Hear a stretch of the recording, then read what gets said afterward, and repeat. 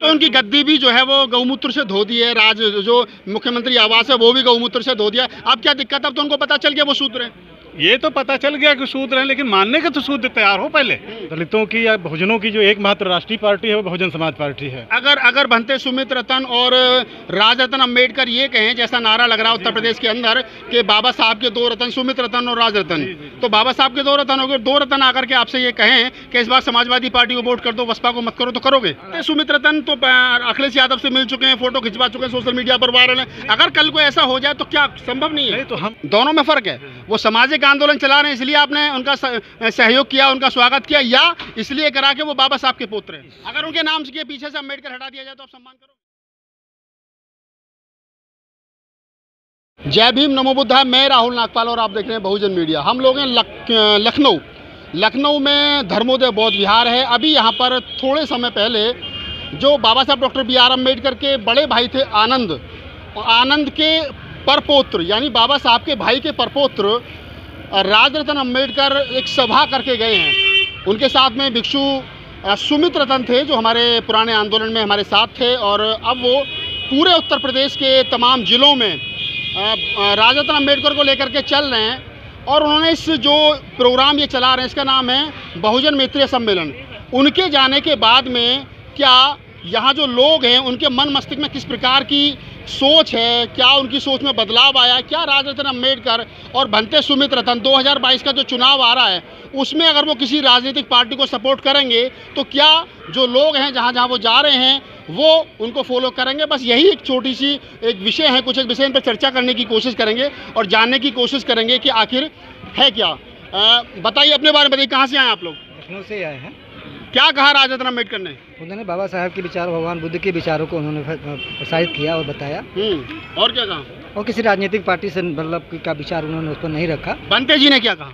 भंते जी ने तो कहा कि भाई हमें जब तक लोग जो है अपना सामाजिक परिवर्तन के लिए राजनीति में भी लोगों की भागीदारी करना चाहिए। तो चारों तरफ सर्वांगीण विकास के लिए, बहुजनों के विकास के लिए हर क्षेत्र में लोगों को जो है तरक्की करना चाहिए। अगर कल को राजरतन अम्बेडकर या भंते सुमित रतन ये कहें कि इस राजनीतिक दल को वोट कर दो, आप करोगे?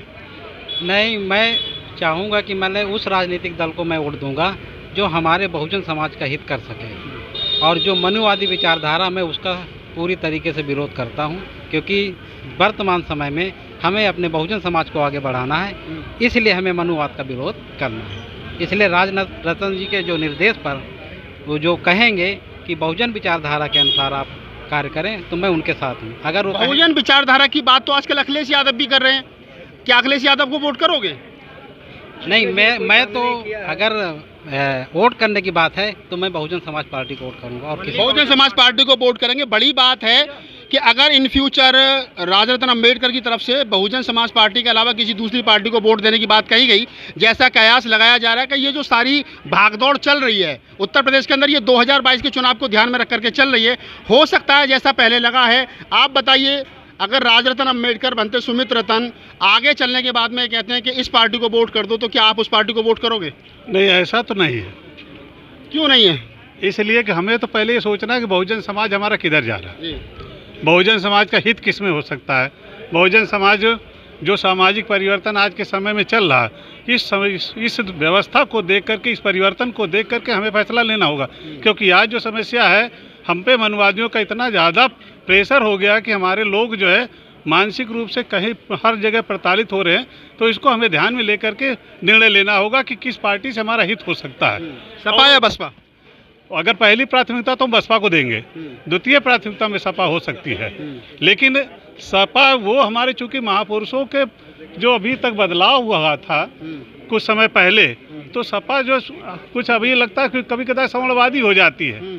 तो हमारे उसी महापुरुषों के जो, अब तो उनकी गद्दी भी जो है वो गौमूत्र से धो दी है, राज जो मुख्यमंत्री आवास है वो भी गौमूत्र से धो दिया। अब क्या दिक्कत, अब तो उनको पता चल गया वो शूद्र है। ये तो पता चल गया कि शूद्र हैं, लेकिन मानने के तो शूद्र तैयार हो पहले। अभी मानसिक परिवर्तन नहीं हुआ है। मानसिक परिवर्तन नहीं हुआ, बड़ी बात है। मानसिक परिवर्तन नहीं हुआ, मानसिक परिवर्तन होगा कैसे? हमारे साथ और एक दो प्रबुद्ध साथी हैं। आप बताइए, जिस प्रकार से राजरतन अम्बेडकर का और भंते सुमित रतन का तूफानी दौरा उत्तर प्रदेश के अंदर चल रहा है, क्या राजनीति लग रही है आपको 2000 अभी उनको चुनाव के नज़दीक दौरा करने की या बहुजन मैत्री सम्मेलन करने की ज़रूरत क्यों पड़ी है? इन फ्यूचर कोई राजनीतिक सुख साधने की तो फिराक में नहीं है ये दोनों लोग। जी, सच्चाई तो यह है, इस देश में दलितों की या बहुजनों की जो एकमात्र राष्ट्रीय पार्टी है वो बहुजन समाज पार्टी है, और मान्यवर कांसीराम साहब और तमाम हमारे बहुजन महापुरुषों का उसमें इतना बड़ा योगदान है कि संभवतः वो आज तक कहीं किसी दूसरी जगह नहीं देखने को मिलता। और हम 65 वर्षों में 75 वर्षों में जो हमारा संवैधानिक ढांचा था वो पूरी तरह अब जो है कमज़ोर पड़ता दिख रहा है। उसकी वजह क्या है? जैसा बताया जा रहा है कि भाई आने वाले समय में जो मनुवादी ताकतें हैं वो इस देश में पूरी तरह हावी होती जा रही हैं। तो हम निश्चित तौर पर मान के चलते हैं कि हमारी सबसे पहली कोई अगर प्राथमिकता होगी तो बहुजन समाज पार्टी होगी, क्योंकि वो 4 बार अगर बनते सुमित रतन और राजरतन अम्बेडकर ये कहें, जैसा नारा लग रहा है उत्तर प्रदेश के अंदर कि बाबा साहब के 2 रतन, सुमित रतन और राजरतन, तो बाबा साहब के 2 रतन हो गए, 2 रतन आकर के आपसे ये कहें कि इस बार समाजवादी पार्टी को वोट कर दो, बसपा को मत करो, तो करोगे? ऐसा वो कह ही नहीं सकते हैं। अब सोचो अगर हो जाए तो नहीं कहेंगे। बनते सुमित रतन तो अखिलेश यादव से मिल चुके हैं, फोटो खिंचवा चुके हैं, सोशल मीडिया पर वायरल है। अगर कल को ऐसा हो जाए तो क्या संभव नहीं है? नहीं, तो हम उम्मीद करते हैं कि हमारा समाज इस बात का साक्षी है और उस बात को लेकर संकल्पित भी है कि आने वाले समय में अगर ऐसी बात होती है तो जैसा दूसरे तमाम नेताओं का हुआ है या और बिच्छू का या किसी संत वगैरह का, तो निश्चित तौर पर ये उस कड़ी में चले जाएंगे। लेकिन सीधे सीधे हमें मान के आप ये मानने का बहिष्कार करेंगे? हाँ, निश्चित तौर पर। अगर वो बसपा के अलावा किसी दूसरे राजनीतिक दल को वोट करने की बात करेंगे तो आप दोनों का बहिष्कार करोगे? हाँ, बिल्कुल करेंगे, क्योंकि हमारा समाज और हमारा खास करके उत्तर। आप कितने सहमत हैं इनकी बात से? 100% बहिष्कार होना चाहिए जी। अगर बसपा के अलावा किसी को वोट करने की बात राजरतन अम्बेडकर कहें तो बहिष्कार होना चाहिए? बिल्कुल 100% बहिष्कार होना चाहिए। बाबू जी, आप सीनियर हैं और आपके बाल भी सफ़ेद हो गए, अब तोड़ भी गए। मेरा सवाल यही है कि क्या राजरतन अम्बेडकर जिस प्रकार से 2022 का चुनाव 4 महीने 6 महीने के बाद में है, आचार संहिता लगने के लिए तैयार है, ऐसे में वो बहुजन मैत्री सम्मेलन कर रहे हैं, क्या बनते सुमित रतन और राजरतन अम्बेडकर कहें कि आप सपा को वोट कर दो या बसपा को वोट कर दो, या उनके वो कहें कि नहीं इस बार सपा को देख लो, तो क्या सपा को वोट करोगे? नहीं, उनके कहने के अनुसार नहीं करें, हम अपने विवेक के अनुसार करेंगे, जो मुझे अच्छा लगे। आपने उनका सम्मान करा, इतना बड़ा हॉल दिया, उनके लिए सब कुछ करा, इसलिए करा कि वो बाबा साहब के भाई के पुत्र हैं? हाँ। या इसलिए करा कि वो कोई सामाजिक आंदोलन चला रहे हैं? नहीं, सामाजिक आंदोलन चला रहे हैं या बाबा साहब के पुत्र, दोनों में फर्क है। वो सामाजिक आंदोलन चला रहे हैं इसलिए आपने उनका सहयोग किया, उनका स्वागत किया, या इसलिए करा कि वो बाबा साहब के पुत्र हैं? नहीं, वो बहुजन आंदोलन चला रहे हैं। अगर उनके नाम के पीछे से अम्बेडकर हटा दिया जाए तो आप सम्मान करोगे? नहीं, सम्मान करेंगे।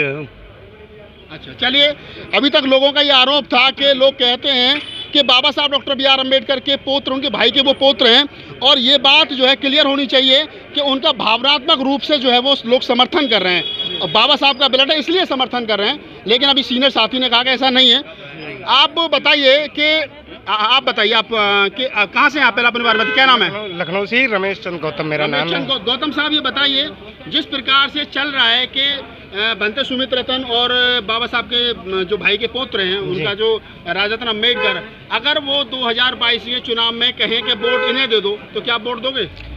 जी, वोट देने की बात जहाँ तक है तो मेरा ये मानना है कि बहुजन समाज पार्टी के पास जितना वोट है, मानवर कांसीराम साहब के दिए हुए इस राजनीतिक दल के पास जितना वोट है, अन्य किसी भी न नेता के पास है न दल के पास में है।